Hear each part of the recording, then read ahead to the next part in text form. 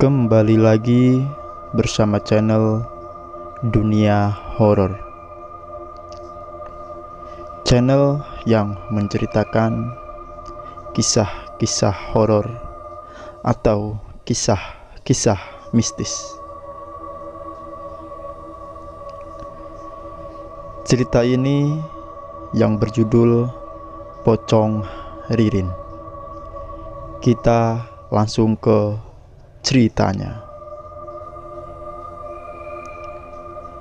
Februari 2008. Waktu itu gua masih kelas 2 SMA.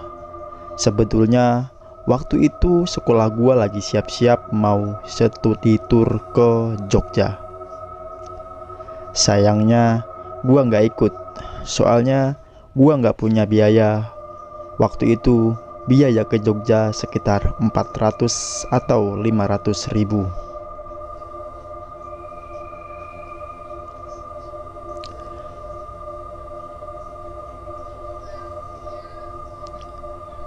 Gua orang gak mampu.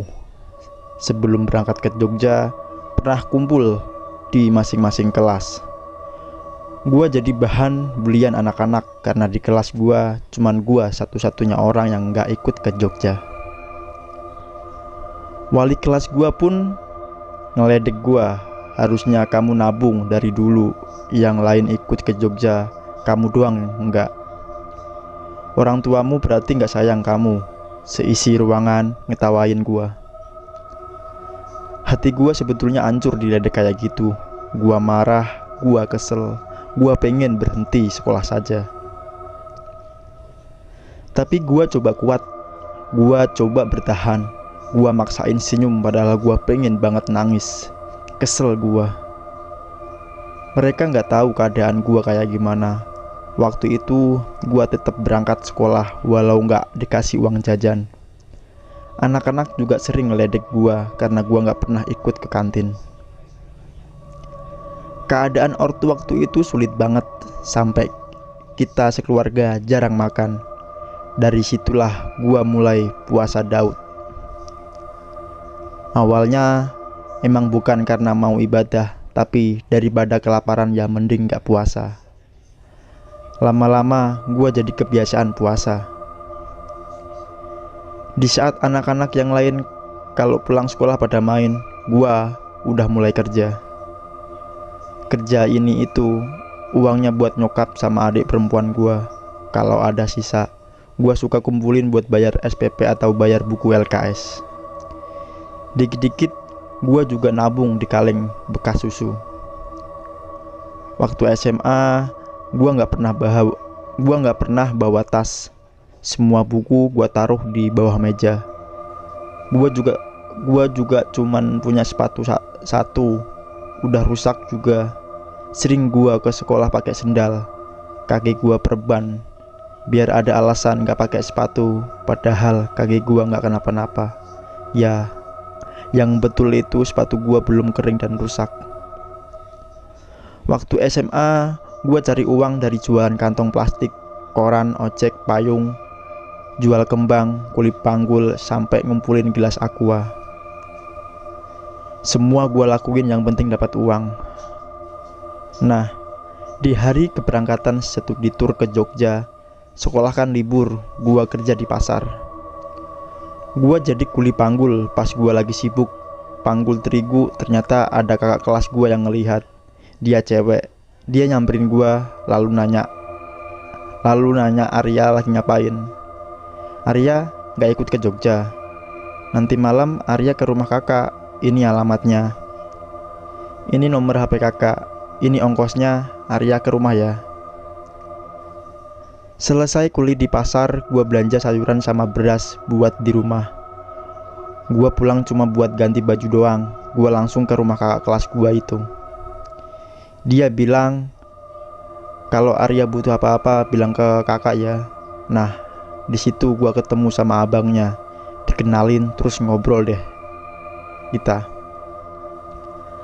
Abangnya bilang, Arya tetap semangat, sekolah yang bener, nanti keluarga kita pasti bantu. Oh iya, Arya mau ikut ke gunung, salah gak? Abang ada kerjaan, Arya temenin abang. Intinya gue dapet kerjaan jadi tour guide ke gunung. Salah bayarnya 500.000 untuk 4 hari 3 malam. Maaf tadi masuk saya itu Gunung Salak. Subuh gue pulang bawa perlengkapan. Paginya langsung ke rumah si abang lagi. Kita ketemuan sama anak-anak yang mau ke gunung itu di Lido. Total ada 9 orang. Gue berdua sama si abang yang punya acara ada 7 orang, 4 cowok, 3 cewek, orang Jakarta. Waktu itu badan gue kecil. Gue jadi tukang bawain logistik meskipun berat. Gue paksain demi uang. Sesekali cewek-cewek yang ikut rombongan tanya, "Arya, berat gak?" Gue senyum sambil bilang, "Udah biasa kak." Padahal berat banget itu. Singkat cerita, kita nyampe gunung jam 5 sore. Langsung bikin tenda soalnya udah gelap. Selesai bikin tenda, gue nyari kayu bakar buat api unggun nanti malam. Di malam pertama, kita semua 9 orang kumpul ngelilingi api unggun. Semua seneng-seneng main gitar, bakar jagung, juga minum bandrek. Oh iya, di rombongan itu gue yang paling muda. Gue 17 tahun waktu itu.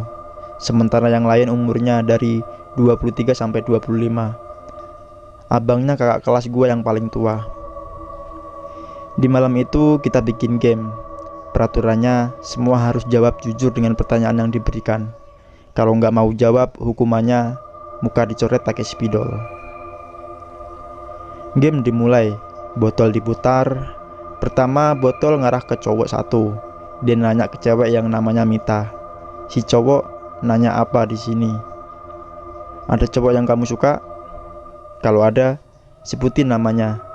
Mita jawab, "Ada." Tapi dia nggak bilang namanya siapa, cuman ngasih petunjuk. Cuma mereka yang tahu. Dipaksa pun Mita nggak mau jawab. Singkat cerita, botol terus diputar. Semua kebagian bertanya dan juga menjawab. Karena udah malam, kita sepakat itu putaran terakhir. Botol diputar berhenti di cewek yang namanya Laras. Laras nanya ke cewek yang satunya lagi, namanya Ririn. Laras tanya Rin, "Apa yang paling Ririn takutin?" Semua bilang, serem." Sambil senyum, Ririn jawab, "Ririn takut kalau nanti Ririn mati. Ririn jadi hantu penasaran. Gentayangan terus nakutin kalian." Semua ketawa.